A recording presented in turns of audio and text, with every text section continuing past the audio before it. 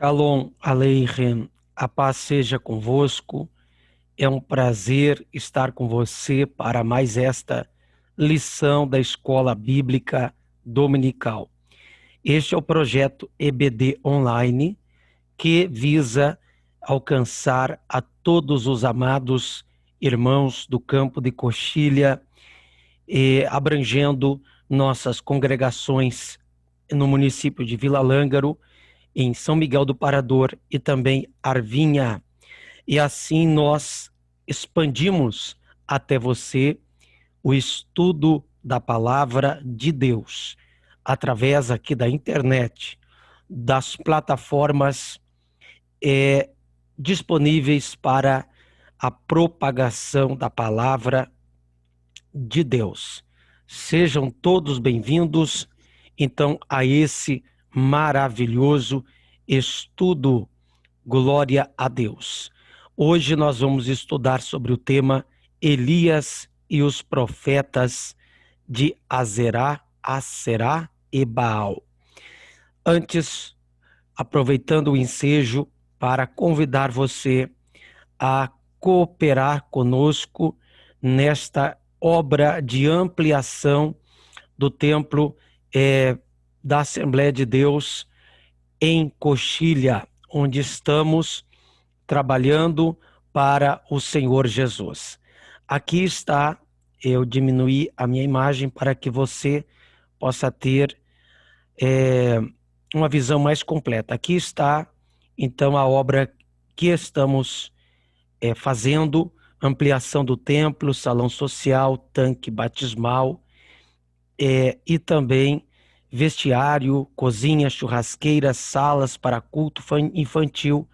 É bastante coisa. Precisamos da sua contribuição. Para tal, pedimos que você coopere conosco, enviando a sua oferta, a sua contribuição para a conta da igreja que está aqui. Você pode fazer uma transferência ou ainda você pode enviar um Pix para esse número destacado aqui abaixo, para que compremos tijolos, cimento, areia, brita, enfim, todo o material de construção e também auxiliando a mão de obra. Deus abençoe, aguardamos a sua contribuição e Deus certamente te recompensará. Vamos ao nosso estudo, Elias e os profetas de Aserá e Baal. Descendo aqui um pouco, então, na nossa revista, o texto áureo é 1 Reis, capítulo 18, versículo 38. Então caiu fogo do Senhor e consumiu o holocausto e a lenha, e as pedras e o pó, e ainda lambeu a água que estava no rego. Verdade prática: o Senhor sustenta com sua forte mão todos os que estão dispostos a proclamar a verdade de que Ele é o único Deus digno de adoração. Vamos adiante na leitura bíblica em classe. São bastante textos, mas necessários. Aqui diz no 1 Reis 18 e versículo 22. Então disse Elias ao povo: só eu fiquei por profeta do Senhor, e os profetas de Baal são 450 homens. Deem-se-nos, pois, 2 bezerros, e eles escolham para si um dos bezerros, e os dividam em pedaços, e os ponham sobre a lenha. Porém não se metam fogo, e eu prepararei o outro bezerro, e o porei sobre a lenha, e não lhe meterei fogo. Então invocai o nome do Senhor vosso Deus, e eu invocarei o nome do Senhor. E há de ser que o Deus que responder por fogo, esse será Deus. E todo o povo respondeu e disse: é boa esta palavra. E tomaram o bezerro que lhes dera e o prepararam, e invocaram o nome de Baal, desde a manhã até o meio-dia, dizendo: ah, Baal, responde-nos. Porém, nem havia voz, nem quem respondesse, e saltavam sobre o altar que tinham feito. E sucedeu que, passado o meio-dia, profetizaram eles até que a oferta de manjares se oferecesse. Porém, não houve voz, nem resposta, nem atenção alguma. Então Elias disse ao povo: chegai-vos a mim. E todo o povo se achegou a ele e reparou o altar do Senhor que estava quebrado. Então caiu o fogo do Senhor e consumiu o holocausto e a lenha, e as pedras e o pó, e ainda lambeu a água que estava no rego. O que vendo todo o povo caiu sobre os seus rostos e disse: só o Senhor é Deus, só o Senhor é Deus. Este versículo aqui nós vamos examinar depois. Ainda, queridos, lendo agora capítulo 19, verso 8. Levantou-se, pois, e comeu e bebeu, e com a força daquela comida, caminhou 40 dias e 40 noites até Horebe, um monte de Deus. E ali entrou numa caverna, e passou ali a noite, e eis que a palavra do Senhor veio a ele e lhe disse: que fazes aqui, Elias? Ele lhe disse: tenho sido muito zeloso pelo Senhor, Deus dos exércitos, porque os filhos de Israel deixaram o teu concerto, derribaram os teus altares e mataram os teus profetas à espada. E eu fiquei só, e buscam a minha vida para me tirarem. Ele lhe disse: sai para fora e põe-te neste monte perante a face do Senhor. Eis que passava o Senhor, como também um grande e forte vento, que fundia os montes e quebrava as penhas diante da face do Senhor. Porém, o Senhor não estava no vento, e depois do vento um terremoto. Também o Senhor não estava no terremoto. E depois do terremoto um fogo, porém também o Senhor não estava no fogo. E depois do fogo uma voz mansa e suave. Me perdoem que eu acabei perdendo aqui a leitura. Só um momento. Então, perdão, só refazendo aqui a leitura. E ele disse: eu tenho sido em extremo zeloso pelo Senhor Deus dos exércitos, porque os filhos de Israel deixaram o teu concerto, derribaram os teus altares e mataram os teus profetas à espada.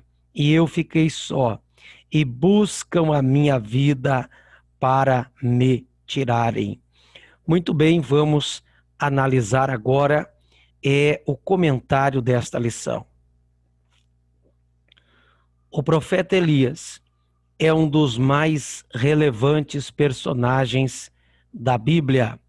Foi ele que apareceu com Moisés no Monte da Transfiguração, conversando com Jesus.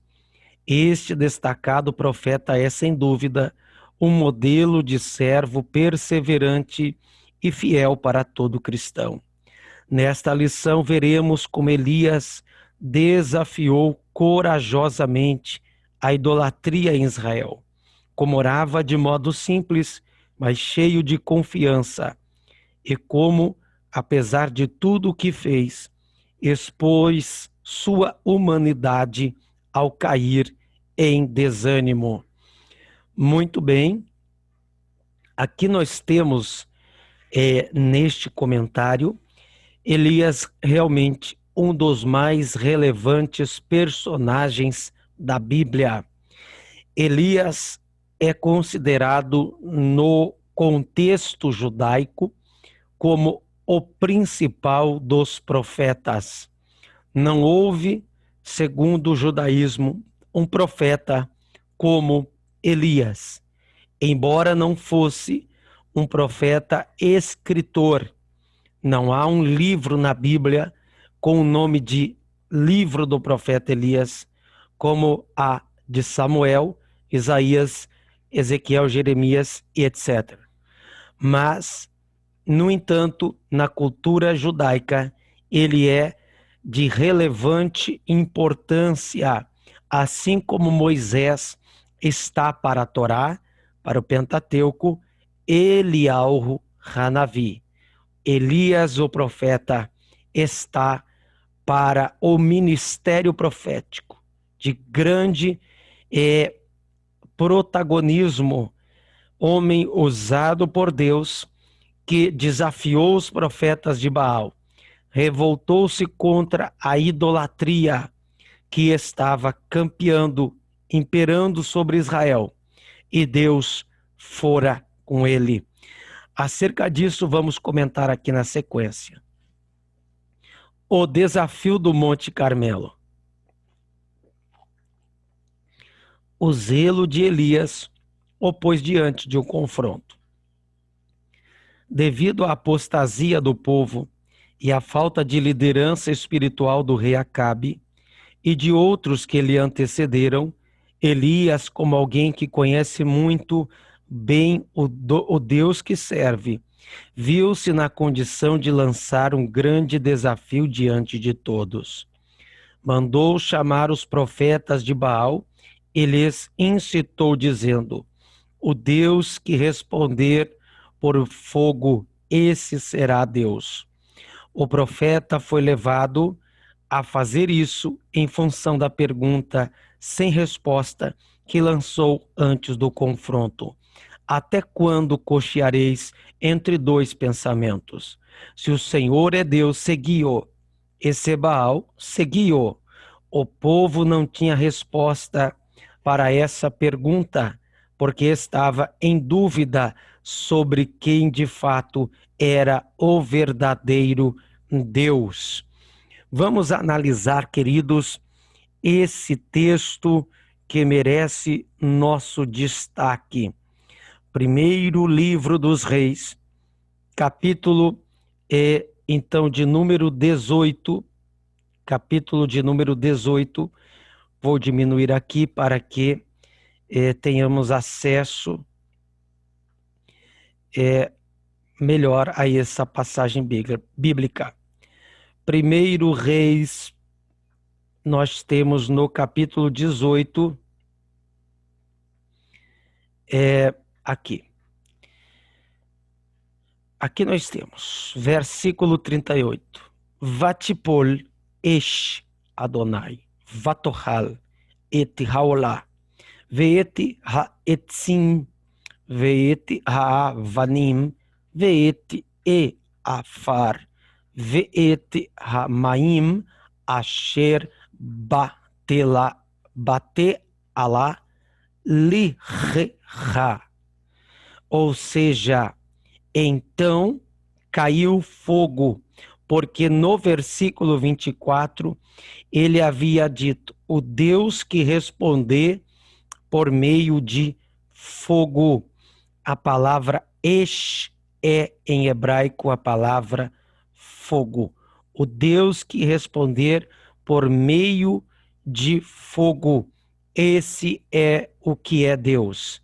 Então, já no versículo de número 24, vamos colocar aqui, agora que sim, Ukratem Beshem Eloheihem Va'ani Ekra Beshem Adonai Vehaya Haelohim Asher Ya'ane Vaeshu Haelohim Vaya'an Kol Ha'am Vayomru Tov Hadavar.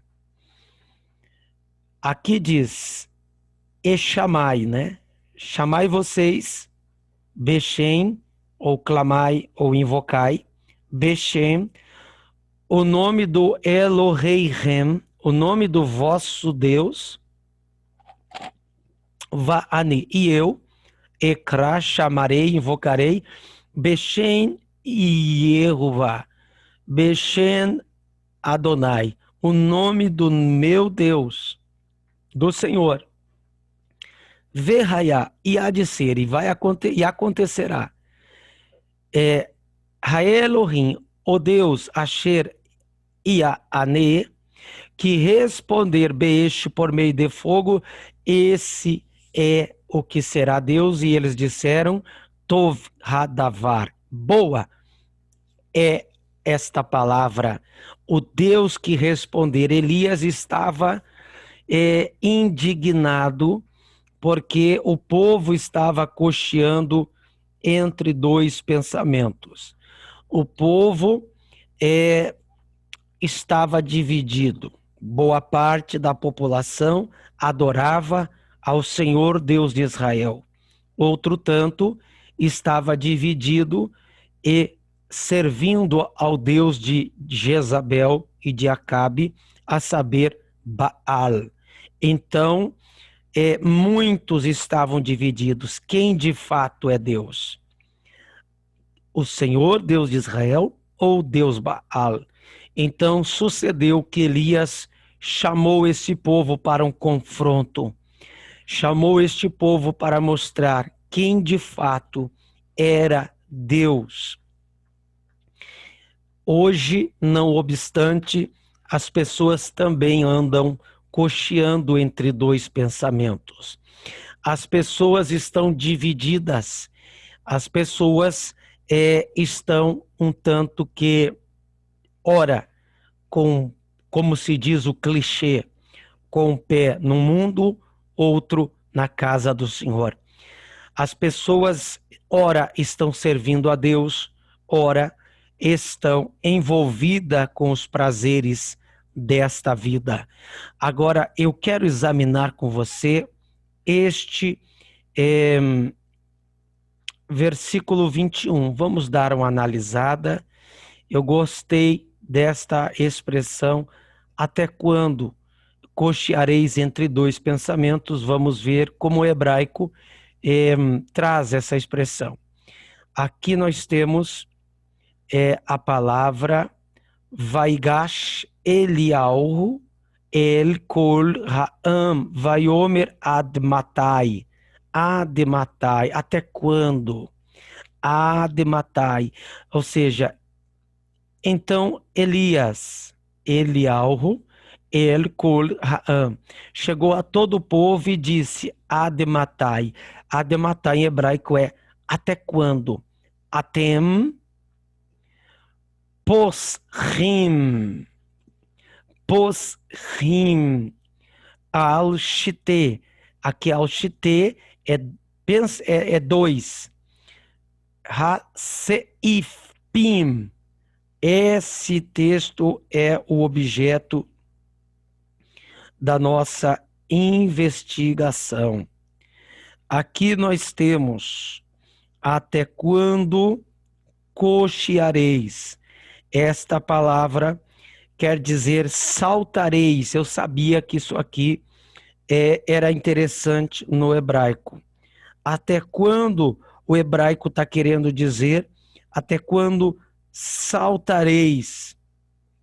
Até quando saltareis entre dois? Pensa, posserim, ha-seipim. Até quando saltareis? Eu vou destacar esta palavra aqui, que no hebraico é saltareis. Saltareis. No português foi traduzido por cocheareis, mas na verdade o hebraico está falando da palavra saltareis. Isso aqui é uma interpretação hiperliteral, né? Saltareis. Então, na palavra que está destacada ali, a palavra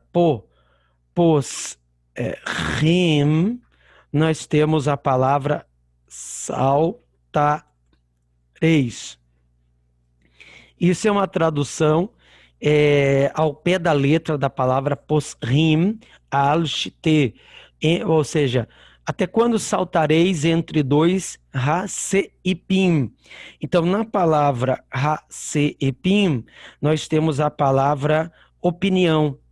Então, aqui nós temos a palavra opinião, tá? Até quando saltareis entre duas opiniões, entre dois pensamentos?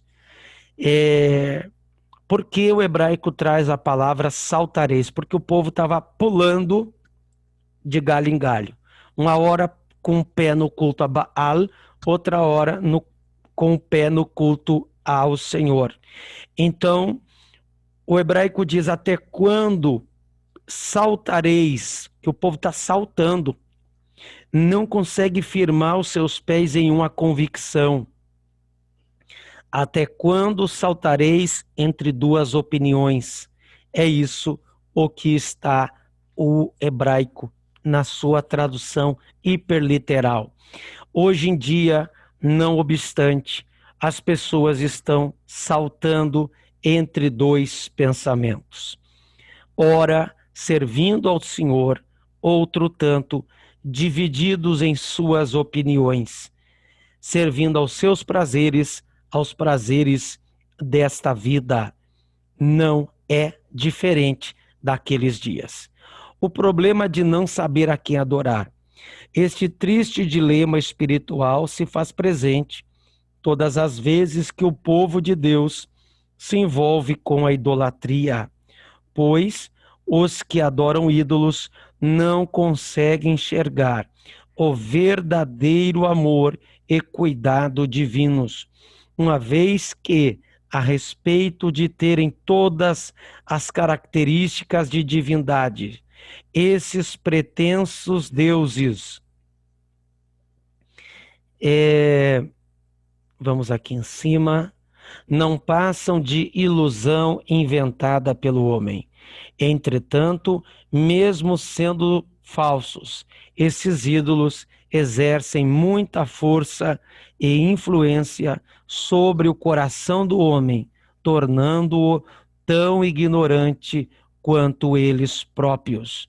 Vale destacar que os ídolos não precisam necessariamente ser físicos, pois podem estar camuflados no coração humano, a fim de controlarem as decisões e toda a vida de uma pessoa. Jesus nos alertou sobre isso em Mateus capítulo 6 e versículo 24, quando aqui o Senhor Jesus disse, vamos fazer a leitura nesse texto, ninguém pode servir a dois senhores, ou há de odiar a um, ou devotará a um e desprezará o outro. Não podeis servir a Deus e às riquezas. Acerca desta palavra, queridos, o hebraico ele também traz uma questão de idolatria. Nós chamamos de idolatria tudo aquilo que adora, na verdade, a ídolos, né? Mas o hebraico ele tem uma palavra que é chamada terafim, que na verdade são adoração a imagens esculpidas, tá? Agora, a palavra idolatria, ela pode ser dita um pouco diferente. Por exemplo, idolatria, o ídolo é adoração a ídolos. E não precisa ser necessariamente algo esculpido na pedra, no gesso, na madeira. Eu posso ter uma bandeira que eu levanto, eu posso ter um ideal, eu posso ter um propósito, e eu entrego toda a minha vida a isso, a ponto de colocar esse ideal acima da minha relação com Deus. E isto é idolatria. E terafim é quem adora imagens de escultura. Claro que quem adora imagem de escultura também comete idolatria. Porém, há pessoas que não adoram imagens de escultura, no entanto, também são idólatras. Por quê? Por conta de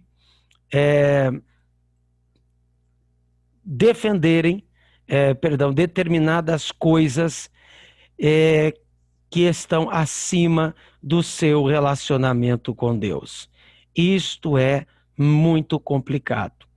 Perceba, uma pessoa não adora a imagens, no entanto, em seu coração, ela pode estar cometendo também idolatria. Elias tinha certeza de que Deus era com ele e por isso propôs o desafio. O Deus que respondesse com fogo deveria ser adorado. Os que andam com Deus não precisam desafiá-lo para testarem sua lealdade e seu amor. Tais pessoas tão íntimas de Deus que são impelidas, guiadas, conduzidas em seu coração para aquilo que o Senhor quer fazer. Portanto, não foi a vontade de Elias lançar o desafio, mas a do próprio Deus para, mais uma vez, mostrar ao povo de Israel que ele era, sempre foi e será o único Deus verdadeiro a quem deveria servir. Então, queridos, nós não precisamos desafiar Deus para testar nossa lealdade e seu amor. Aqui foi um caso atípico em que o culto a Baal precisava ser extirpado. Elias fez isso, mostrou intensa devoção a Deus, tomado pelo zelo do Senhor. Ele fez com que a mão de Deus se manifestasse, desceu fogo sobre o altar, e naquele dia todos gritaram: só o Senhor é Deus. Deus acaba respaldando, meus amados. Deus não envergonha aqueles que depositam emuná, do hebraico, pistes do grego, confiança e muita certeza na sua pessoa, naquilo que Deus é e naquilo que Deus é capaz de fazer. Deus não te envergonha, Deus não te frustra, Deus não frustrou Elias, também não frustra a tua vida. Oh glória, aleluia! Você pode ter certeza, Deus não te deixará envergonhado quando você tiver o Senhor em seu coração e adorá-lo com todas as tuas forças. A oração de Elias, os preparativos de Elias diante da impossibilidade de resposta de Baal e aos apelos de seus adoradores, Elias começou os preparativos para a operação do milagre. A primeira coisa que fez foi reparar o altar do Senhor que estava quebrado, consequência imediata da idolatria. A seguir, juntou 12 pedras que simbolizavam as 12 tribos de Israel. Cavou um rego, ou seja, uma valetinha, um córrego, em volta do altar, colocou a lenha, dividiu o bezerro em pedaços sobre a lenha e pediu para que se derramasse 12 cântaros de água sobre o altar, de modo que ficasse totalmente encharcado o que estava nele e o rego em sua volta. Então, queridos, perceba que o povo e a nação de Israel está debaixo de uma grande seca, uma terrível seca que se assolara. E Elias ainda, ele arma o altar, ou ele organiza o altar, junta as pedras que estavam espalhadas. Aqui nós temos uma primeira revelação. Deus não responde ao altar dividido. É preciso que as pedras estejam alinhadas. É preciso que haja união. um mesmo pensamento. Aí Elias ainda vai dizer o texto que ele derrama 12 cântaros de água, cada cântaro, evidentemente, cada pedra, representando as 12 tribos de Israel. Perceba que o povo está passando por uma seca terrível na terra de Israel. No entanto, com sacrifício foi dado aquela água. Mas esta mesma água que foi derramada no altar, Deus multiplicou lá na frente, quando veio uma grande chuva sobre Israel, começando pela nuvem do tamanho da mão de um homem. Então, tudo que você derrama no altar voltará para a tua vida. Glória a Deus.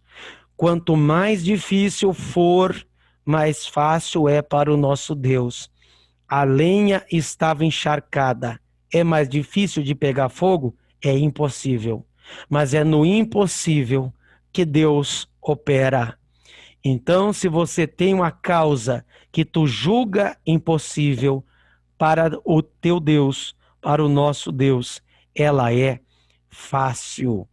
Glória a Jesus Cristo. Aleluia. Dá para sentir alegria, dá para sentir a presença de Deus.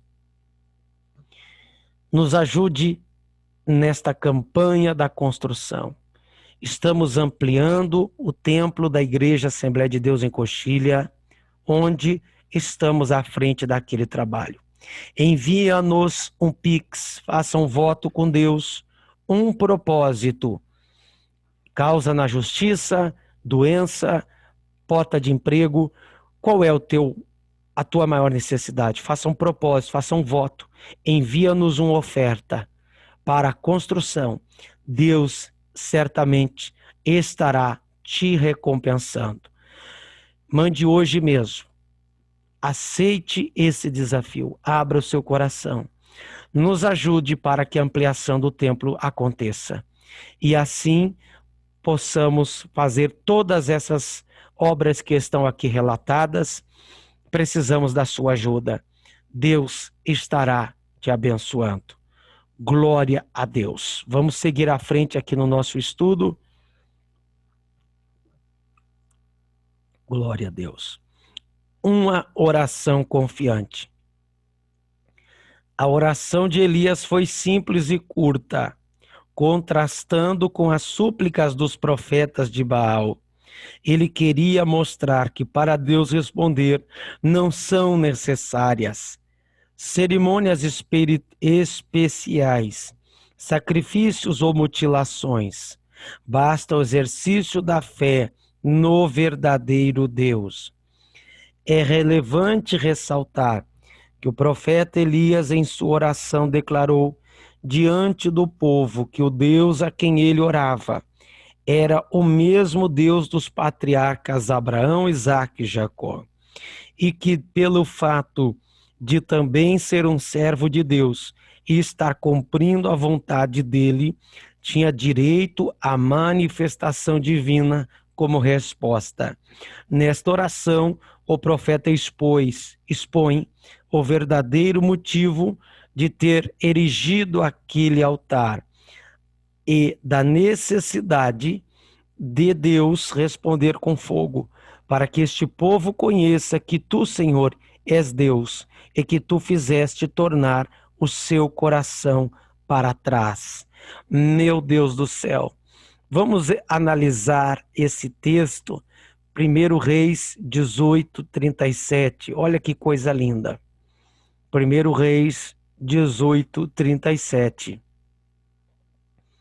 Aqui nós temos Aneni Adonai. Aneni Veied-u, ou seja, Aneni vem de responde. Responde, Adonai. Responde. Veied-u Raam. Para que este povo conheça, Razê, este povo conheça, que atá, Adonai. Para que este povo te conheça, Ha Elohim Ve'atam, Hasibotá el Libam Ahoranit, para que este povo conheça que tu, Senhor, é Deus e que fizeste tornar o seu coração para trás. Olha que coisa impressionante esse versículo de número 37. Para que tu, Senhor, fizeste retroceder, voltar, retornar, mudar de direção o teu coração. A palavra Liban quer dizer o teu Ahoranit. Teu coração na palavra Ahoranit. Aqui nós temos, vamos investigar aqui, esta palavra hebraica. Só um momentinho. Olha que coisa, que tu voltaste, fizeste voltar o teu coração no versículo 37. Opa, perdão que eu passei. Aqui, agora sim. Para trás, nessa palavra aqui, ahoratim, fizeste retornar o teu coração para trás, ou seja, para a retaguarda. Ou seja, que Deus lembrasse das promessas para Abraão, para Isaque e para Jacó.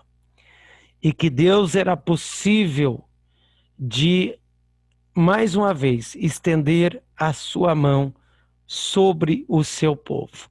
Então isso aqui é muito interessante. Vamos para o subtópico 3. A misericórdia de Deus.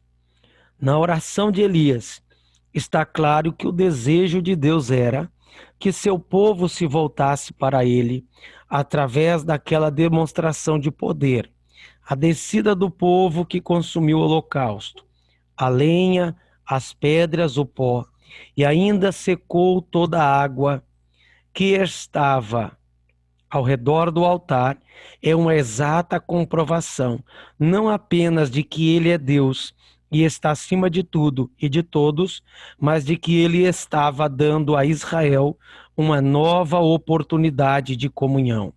A reação do povo foi unânime em reconhecer que o Eterno é o Deus verdadeiro. Com isso, a seca que já durava 3 anos e meio terminou. Elias subiu ao cume do Monte Carmelo, orou a Deus e caiu uma abundante chuva.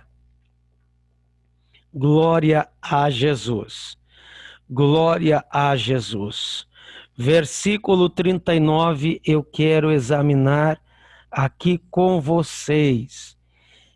O versículo 39 é tema de nosso estudo, porque aqui tem um trocadilho no hebraico muito interessante.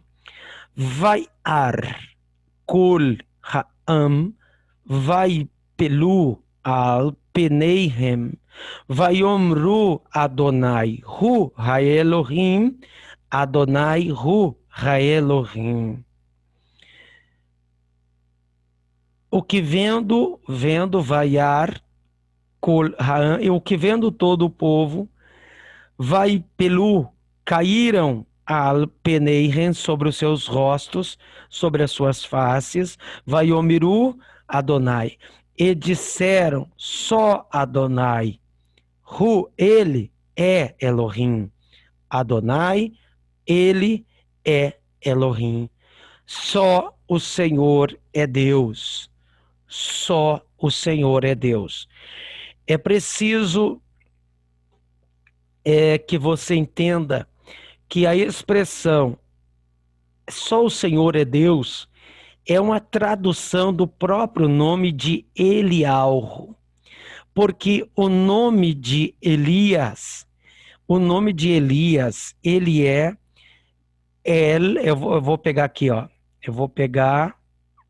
Aqui nós temos as duas letras do nome de Elias. El, e aqui as outras duas finais.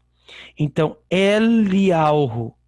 Então, o próprio nome Elias, queridos, ele é uma fusão do nome Elohim, ou seja, El, que quer dizer Deus, e o tetragrama sagrado Adonai, ou Yahweh, ou Yahvé, ou Jeová, como popularmente é conhecido. Então, Eliahu. O nome Elias, que em hebraico é Eliahu, é a junção dos dois nomes de Deus. O nome de Deus mais genérico, mais atribuído de forma genérica, internacional, Elohim, e o nome mais judaico nacional para Deus, que é o tetragrama. Então, juntando os dois nomes, foi isso que eles gritaram. Elohim é Deus. Então, aliás, Adonai é Elohim. Gritando isso, que o Senhor era Deus, eles estão dizendo partes do nome de Elias. Então, o ministério de Elias, o próprio nome dele já diz: o Senhor é Deus. E foi exatamente isso que os 450 profetas de Baal e todo o povo caíram em terra, com o rosto em terra, somente o povo, né? O povo, melhor dizendo, os profetas, na sequência a gente vai ver que eles foram até mortos, os de Baal. Então todo o povo gritava: só o Senhor é Deus, cumprindo-se o ministério que Deus dera a Elias. O seu próprio nome apontava para isso. Só o Senhor é Deus. Deus não te envergonha. Deus não te desampara. Não fez assim com Elias, não fará também com a tua vida. Os efeitos e a exaustão do profeta agora em Horebe. Perdão. Elias chegou à exaustão diante de tantos embates que enfrentou para fazer o povo de Deus retornar ao caminho. Isto mostra que até mesmo os crentes mais fiéis podem vir a sofrer depressão e desânimo na sua caminhada, mesmo depois de serem usados pelo Senhor de forma extraordinária, como foi Elias. Vamos ver na sequência. Isso significa que ascendem. Peraí, só um momento. Sim. Bom, vamos comentar aqui. Então, aqui nós temos, queridos,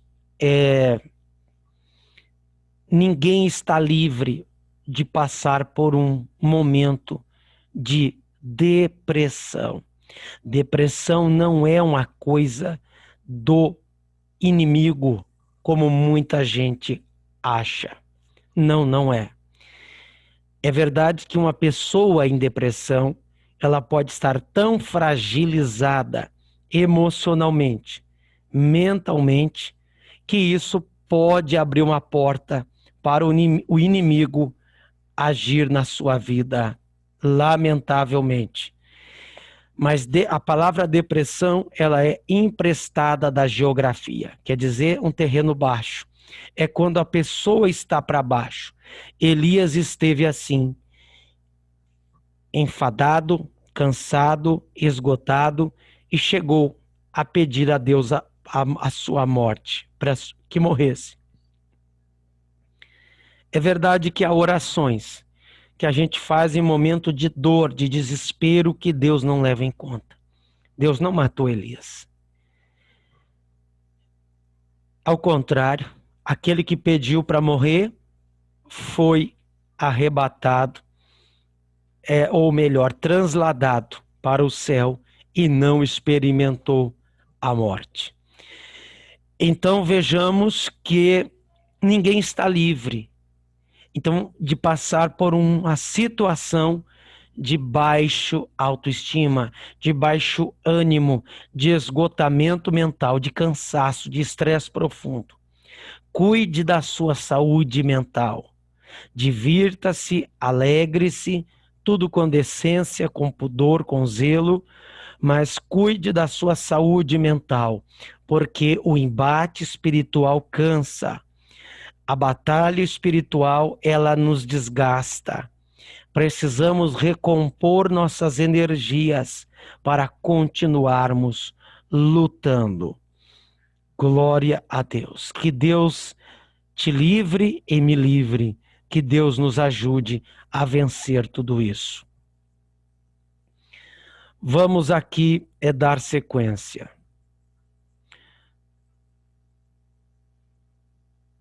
Isso significa que aqueles que ascendem em posição na obra de Deus também podem descer em proporções iguais. Vejamos os grandes feitos de Elias em sequência. Conseguiu reunir o povo no Carmelo através de Acabe, seu inimigo. Fez descer fogo do céu no altar molhado. E fez o povo mesmo em rebeldia se dobrar diante do Senhor.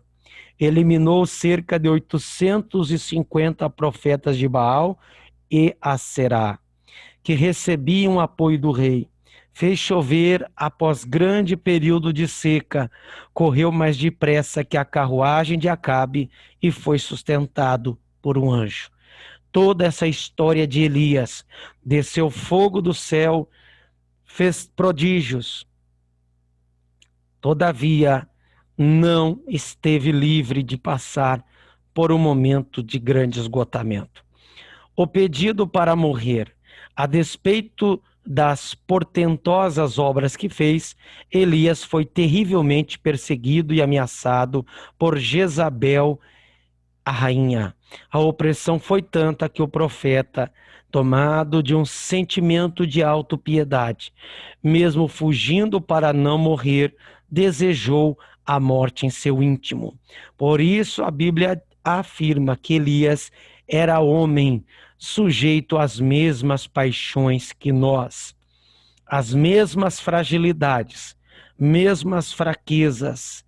No entanto, não olhe somente para as fraquezas de Elias. Fracos nós também somos. Mas Elias foi ousado no Senhor. E eu e você também podemos ser ousados. A resposta de Deus. Deus interveio de forma miraculosa, enviando até Elias um anjo que lhe trouxesse pão e água, tirando-o daquela situação de intenso desânimo. Nisto depreendemos que a comunhão e a palavra estavam à disposição do profeta. A partir de então, ele se deixou levar pelo mover de Deus, através do vento, do terremoto, do fogo, da voz mansa e delicada. Elias teve a oportunidade de confessar seu estado de desespero e Deus lhe deu novos sentidos para continuar seu ministério. Ungir Azael como rei da Síria, Jeú como rei de Israel e Eliseu para lhe suceder como profeta. Nós temos um tempo. O tempo de Elias chegou, quando Deus disse: Elias, ungirás a Eliseu, profeta, em teu lugar. Nosso lugar vai passar, nosso tempo vai passar. Mas o que você não pode é ser derrotado pelas ameaças de Jezabel. Você não pode ser vencido pelo drama do pé de zimbro. Você não pode desgostar da vida. Você não pode desesperar da vida. Jezabel, Acabe e todas as densas trevas te trazem peso e desespero, mas Deus trouxe um anjo. Trazendo este anjo, pão cozido sobre brasas e uma botija de água. E a palavra que dizia: levanta, come e bebe, porque muito longo será a tua jornada. Enquanto Jezabel dizia: não passará até amanhã, a cabeça de Elias sobre os seus ombros. Deus, ao contrário, da palavra amanhã, Deus disse, através do anjo: muito longo será o teu caminho. Há pessoas que emprestam a sua boca para o espírito de Acabe e Jezabel. Pessoas que acham que você não vai longe. Mas a última palavra não é de Jezabel, nem de Acabe. A última palavra é de Deus. E Deus está dizendo: come esse pão, bebe essa água, come a palavra, receba as águas da vida do Espírito Santo, porque muito longo será o teu caminho. Conclusão: a vida de Elias é um grande exemplo para todo crente que fielmente serve ao Senhor. Ainda que à sua volta quase todos estejam contaminados pela idolatria e toda forma de injustiça, o cristão não pode perder o ânimo e a vontade de lutar pela causa do Senhor. Elias é o exemplo do cuidado e da fidelidade de Deus quando o crente fiel decide seguir o que a palavra de Deus ensina e não aquilo que a maioria acha que está certo. Não perca o ânimo e a vontade de lutar pela causa do Senhor. Permaneça fiel aos teus propósitos, ao estudo da palavra, à pregação da palavra, ao teu crescimento espiritual, ao teu desenvolvimento. Não temas as ameaças de Jezabel e Acabe. Deus te socorrerá no Carmelo da tua história. Deus responderá de cima e não deixará o seu servo e a sua serva envergonhada. Que Deus abençoe a tua vida. Chegamos ao final dessa aula e na próxima lição de número 5 estudaremos o reinado de Acasias. Eu fico por aqui pedindo a sua contribuição para o aumento do templo da Assembleia de Deus em Coxilha. Nos ajude, contribua, aqui está a conta, o Pix, faça um propósito com Deus, abra sua mão com generosidade, ajude-nos nessa obra, Deus estará te recompensando. Qualquer valor de um saco de cimento, qualquer coisa, R$30, 50, 80, 200, 2.000, o que Deus colocar em seu coração. E assim Deus estará te abençoando. Abraço, queridos, ficamos por aqui. Que Deus abençoe a sua vida em nome de Jesus.